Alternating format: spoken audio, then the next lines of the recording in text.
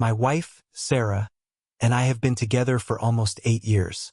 We met in college, me, the quiet guy studying engineering, and her, the social butterfly getting her business degree. She was the life of every party, and I loved her energy, her confidence, and that infectious laugh. From day one, I was captivated by her, and I thought we had something real, something deep that could withstand anything.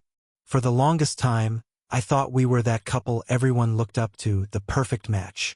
We had built a life together, a nice home, 2 dogs, and even plans to start a family soon. But about a year ago, things started to feel off. It was subtle at first. She was on her phone a lot more, often smiling at texts that she'd quickly hide when I walked by. Her social calendar suddenly exploded, too.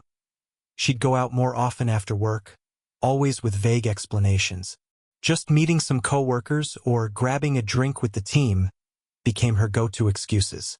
I tried to brush it off at first, thinking maybe I was just being paranoid. But every time I asked about her day, her stories seemed inconsistent. She'd tell me she was at a late meeting, but one night I found out the office had closed hours earlier.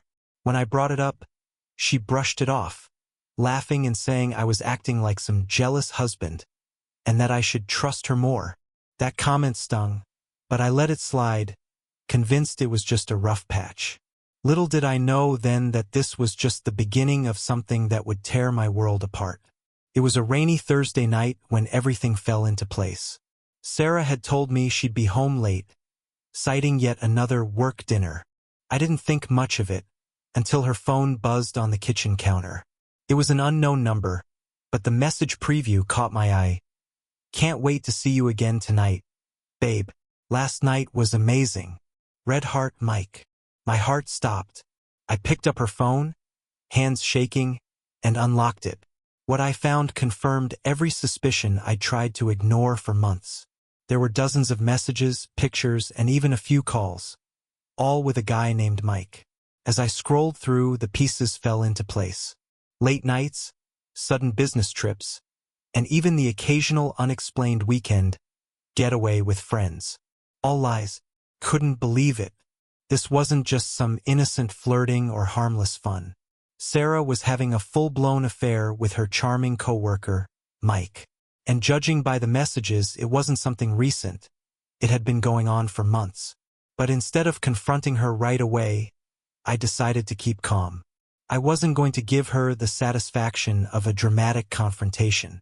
No, I had a plan, one that would give me the closure I needed. With everything out in the open, I knew I couldn't let this slide. But I didn't want her to see it coming. I pretended like nothing was wrong, acting as if I was still the clueless, trusting husband she thought I was. Over the next few days, I became the perfect partner, helpful, supportive, and caring. I wanted her to feel comfortable, to think her secret was safe. Meanwhile, I made my plan.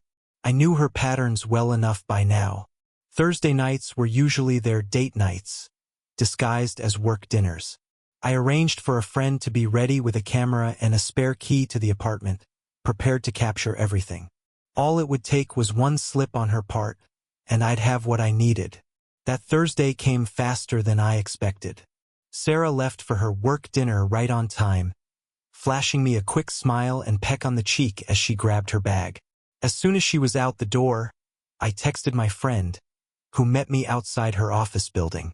We followed her from a distance until she stopped at a small hotel downtown. I felt a surge of rage and pain as I watched her step out of the car, laughing with Mike, her so-called charming coworker. With my friend snapping photos from a distance, I watched them check into the hotel. It was surreal, like I was outside my own body, watching my life unravel in real time. All my trust, my dreams of a family, my loyalty, it had been thrown away for some cheap thrill. The next morning, I waited for her at home, calm but seething inside. When she walked in, smelling like hotel soap and with that same fake smile, I couldn't hold back any longer. I laid out the photos, the texts, everything.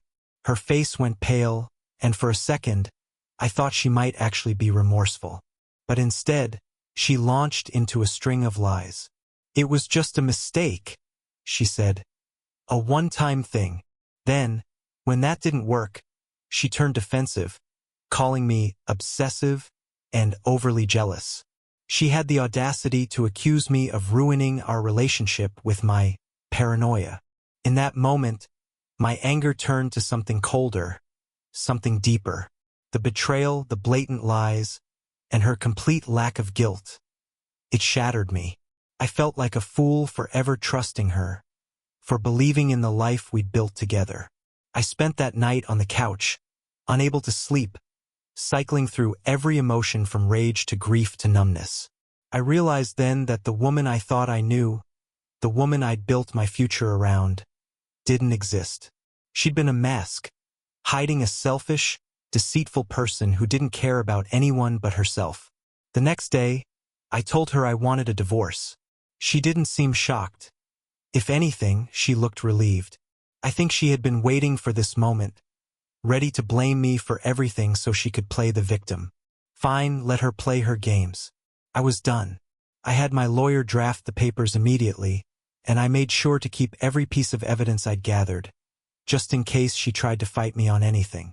I wasn't about to let her walk away with half of everything I'd worked for, not after what she'd done.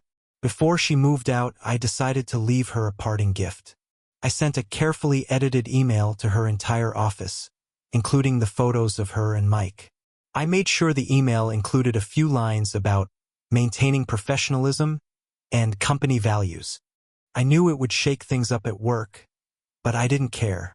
They deserved each other, and I wasn't going to let them get away with ruining my life without any consequences. I found out later that Mike was demoted, and Sarah's reputation at the office took a massive hit. It was petty, sure, but it felt like a small victory in a sea of betrayal. It's been a few months since the divorce finalized. I'm in therapy now, working through the trust issues she left behind. I've come to realize that the problem wasn't me or my paranoia. She was just a selfish person who thought she could have everything without any consequences.